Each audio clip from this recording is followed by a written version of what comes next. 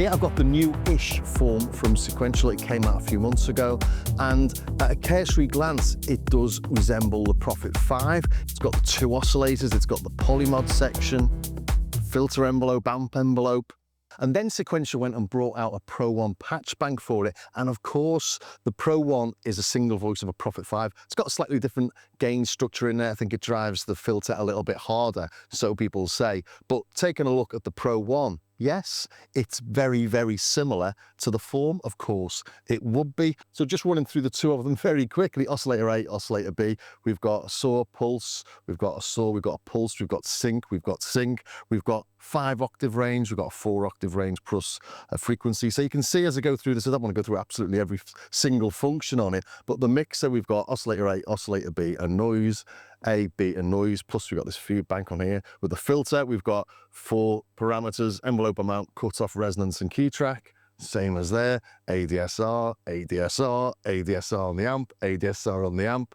And then we come over to the polymod section, or the mod section on this, because of course, the Pro-One isn't polymod, it's just mod. Got 3 sources, the filter envelope, Oscillator B, and the LFO. Filter envelope, Oscillator B, and the LFO. And on the Pro-One, we send it to direct, or from the wheel, or off. And on this, we've got, well, I don't know which is which, actually. I think that's direct, that's using the wheel, and that's both, and that's off. So we've got the sources as the same, and the destinations, frequency A, frequency B, PWA, PWB, frequency A, frequency B, frequency A, frequency B, PWA, PWB, and the filter. And the filter there, we've also got the amp on this as well, and then we've got a couple of extras.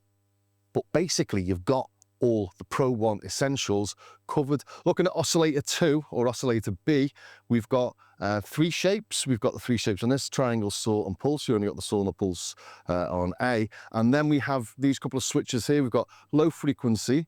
So normal is audio rates. Low frequency turns it into an LFO, and we've got the keyboard on or off. And on this, we've got low 1 and low 2, and they do the same thing. They're both low frequency, and one of them tracks the keyboard, the other doesn't. So yeah, it's looking super similar. And I did a little upload on Instagram, just playing a little, I think it was a little Yazoo style lead. It wasn't an exact copy of Yazoo, but just to show that the 2 of them do something similar. And a couple of comments were like, yeah, but does it do bass like the Pro-One? So the first thing I've set up today is really deep bass using just the filter. And that's just a beautiful tone. So coming over here, tuning slightly different because I've not got it quite right on this. The keyboard amount goes over 100% on the Pro-One. This only goes up to 100, up to full on this. Got full, half, quarter, and off is obviously when the button's off. So full tracking, so this is perfect. That sounds better now, doesn't it? It just drifts a little, obviously, with it being 40 or 50 years old, however old it is now.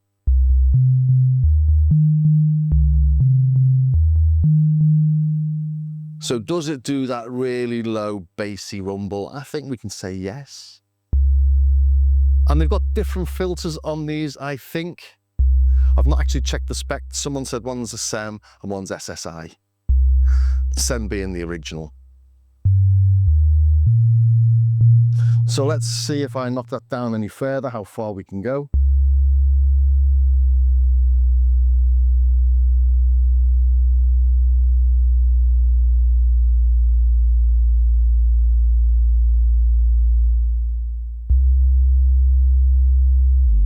Oof. Oh my God. Wow, so this goes a lot deeper.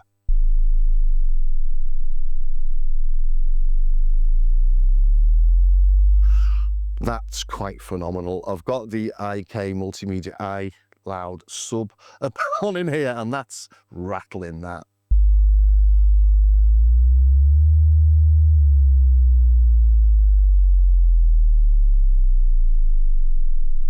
That's quite something. So can it do bass? Yes, it can do it bassier than the Pro-One.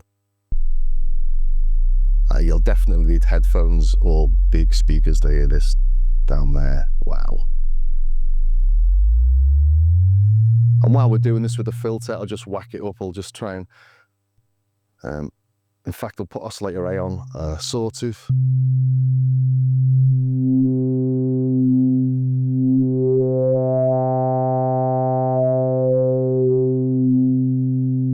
Do that over here. We on a sawtooth yet?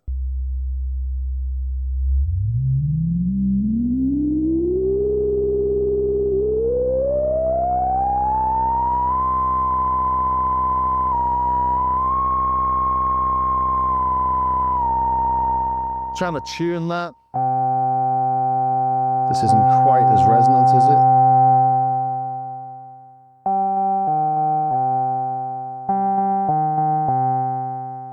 There we go. I'll just turn this up. We're getting different characters from the filters then. You would expect that because they are different.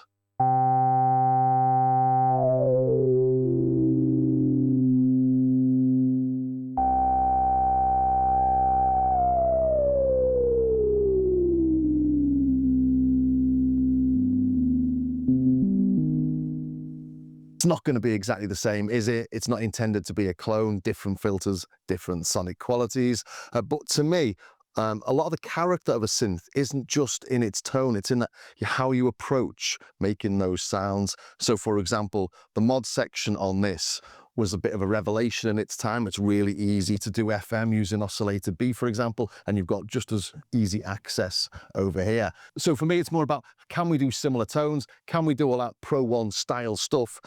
Whether it sounds identical or not, we're gonna find out.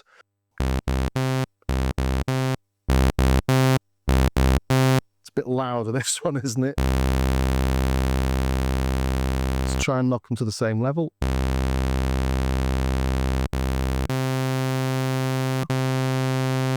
There's a bit of top-end roll-off on the form.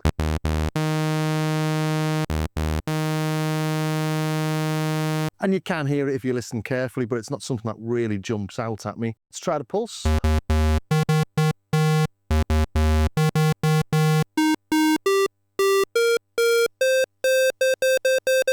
Yeah, you'd have trouble telling them apart, really, wouldn't you? Yeah, I think they're really close. Let's have a listen at the extremes then. Thin pulse to nothing. On this, we've got to hit the pulse. If you hold it, you go into the pulse width and you can change it with that, or you can hit the button or the knob. So we're going through 0.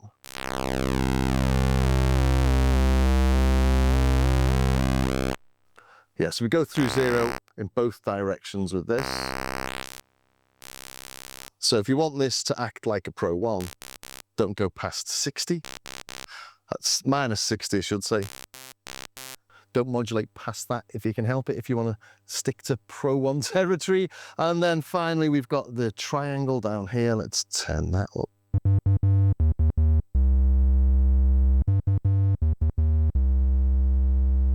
A tiny bit more buzzy on the Pro-One. You can see there's little intermediate harmonics popping through.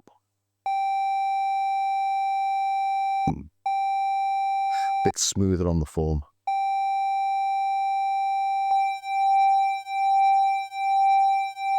And don't want to get too geeky on this because it's not meant to be a clone. So let's just start making a few tones, shall we?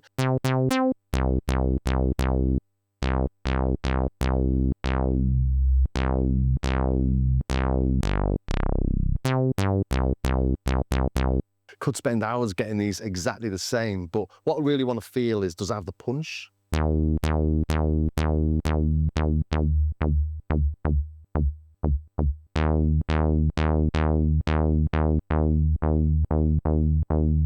If anything, I'd say I'm getting more from the form actually, because that's going a lot deeper and then can go a lot brighter as well. But just turn the resonance up. That sweep's going across the whole frequency range.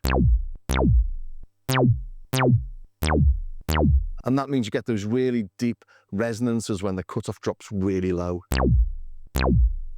That's really nice, that. You can really hear that sort of thud underneath. Let's try that over here. So we'll put the cutoff on minimum, and we'll put the...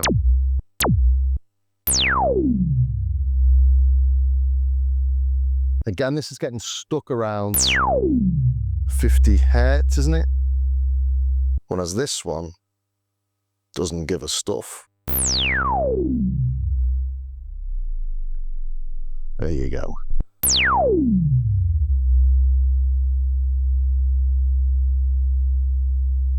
So actually the form's got a bit more to it, hasn't it?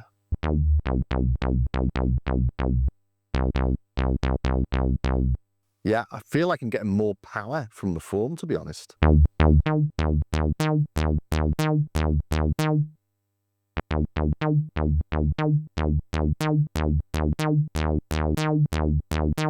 Yeah, form's not lacking in any way there, is it? Let's add another oscillator. So let's take the resonance down, bring the cutoff up, bring the second one.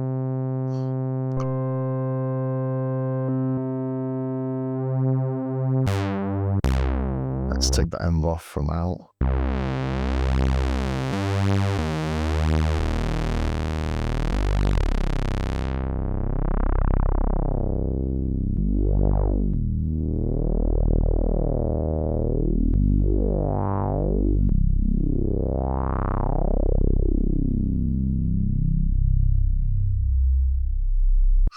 That's really, really nice.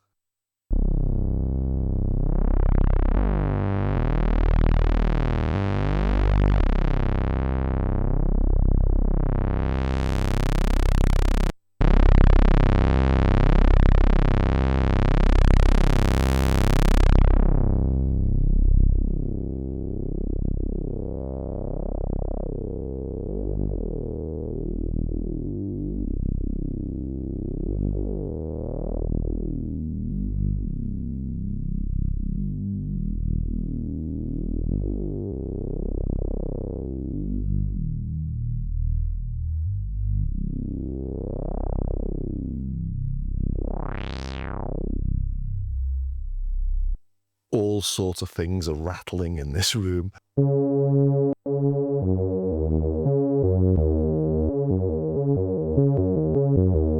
I do like these sort of tones, you know. Let's try some PWM.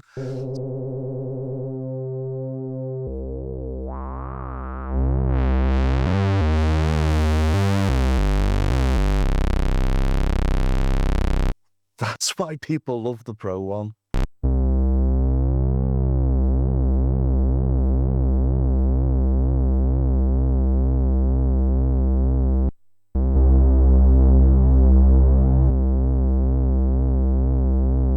The way it's applying the PWM is different to the Pro-One in that it's modulating across the center, whereas the Pro-One is modulating, it seems to be modulating from the center to one side, so it's a slightly different way of doing it. So on this, I am going to change the pulse width I'm going to put that in the sort of about the 25% mark. There you go.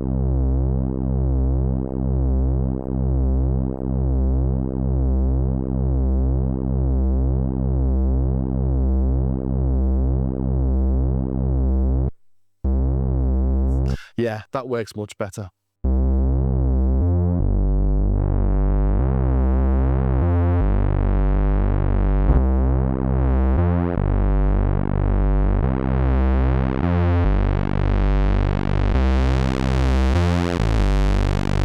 Yeah, I could get those closer if I tried for longer, but the important thing to notice there is that this is at 50%. So it starts in the center, but it's modulating just to one side of the center.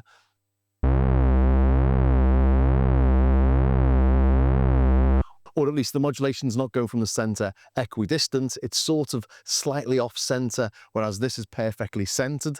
Maybe that's the thing with my Pro-One, who knows? But when I look at this one, to get that the same,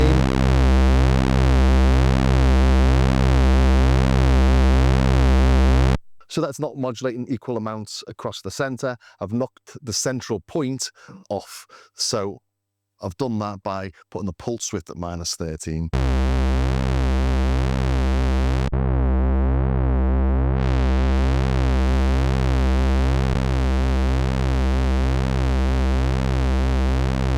Yeah, that's really close now, isn't it?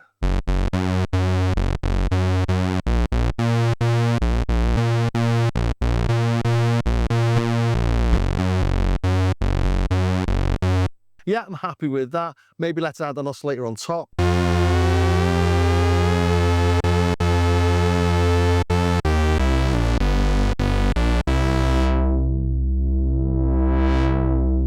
Again, lovely sort of thing I like doing on a Pro-One. Let's try it here then.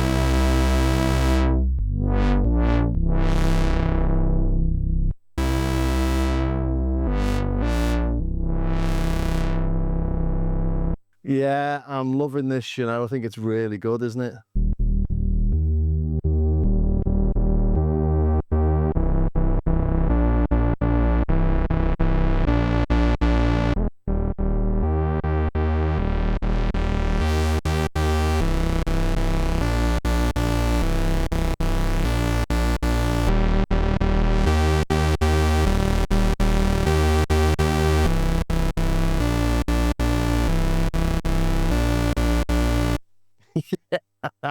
Brilliant. You know, if that was out when I was buying the Pro-One, maybe I wouldn't have bought the Pro-One. So we've done something with LFOs, we've done something mixing the two oscillators, we've detuned the oscillators, we play the filter. Maybe just try a little bit of FM, see what that sounds like. So I'm going to modulate frequency of A through the red routing, which is direct.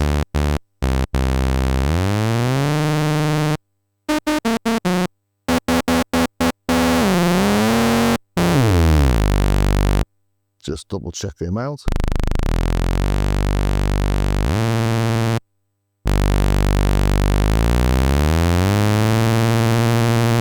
So it stops around 7 there. So there's a difference. You're not getting quite as much modulation from the Fourm as you get on the Pro-One. It's not something I actually do that often on it, but if it's something you do, it's not.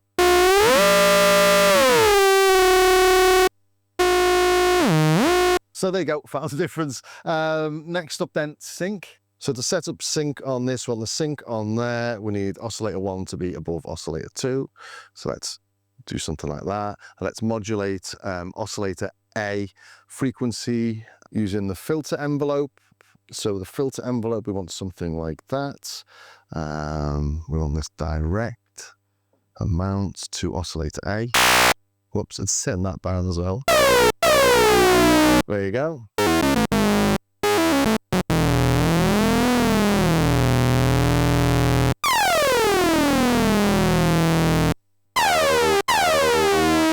There we go.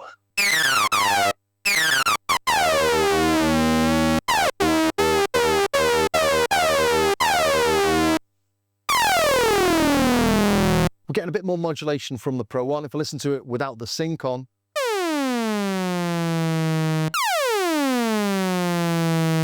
so bring it back to 7 like we did before with this one.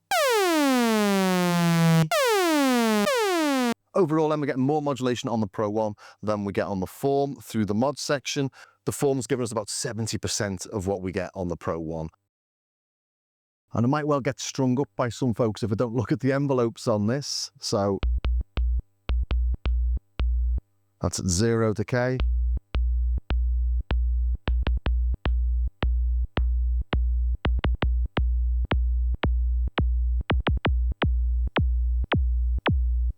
You've got really fine control with this over quite a large range. So if you're doing, you know, your sort of percussive tones and stuff. God, it's gorgeous, isn't it?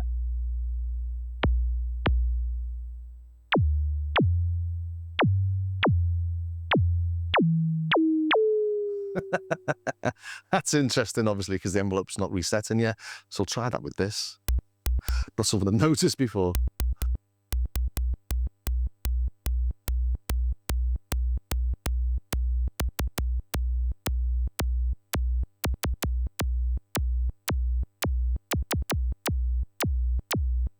Not dissimilar, to be honest.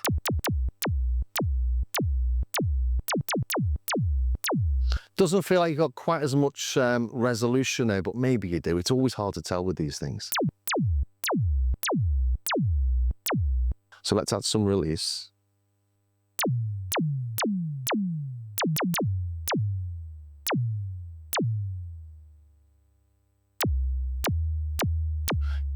Yeah, it's doing the same thing, isn't it?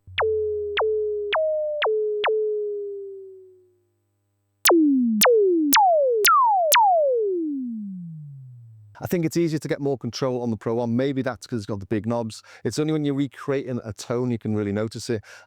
With the Behringer Pro-One, it took me ages trying to recreate a Yazoo tone, and I just couldn't do it. Spent hours and hours trying to get this exactly right.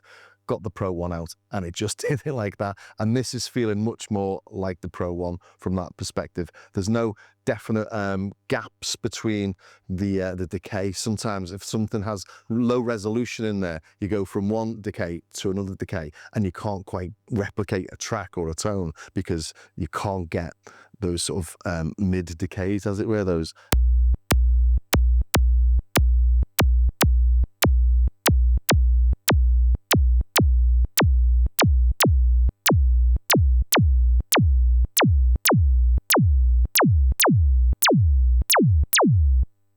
That feels pretty smooth and it feels pretty snappy. Overall, I have to say, I'm massively impressed by the Fourm. It's got a lot of balls. The tones that you can get out of it just really are room rattling. Those basses are phenomenal.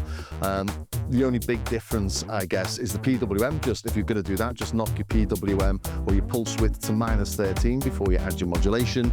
And yeah, you're not going to get quite the amount of modulation from the Fourm as you get on the Pro-One. But generally, I'm massively impressed by it. You can get the same sort of feel from it. So I hope that was of some use to somebody somewhere. If it was, please do subscribe, ring the bell, join me over on Patreon. Got patches, samples, tutorials, and lots of other bits and bobs to download there. Also do take a look at my starskycarr.com website. Again, patches, samples, things to buy, free bits and bobs. It's always nice, as I say, to pick up some of the cheaper bits. It all just does help to support the channel. Every little bit helps, as they say. So thanks for staying to the very end, and I will see you next time.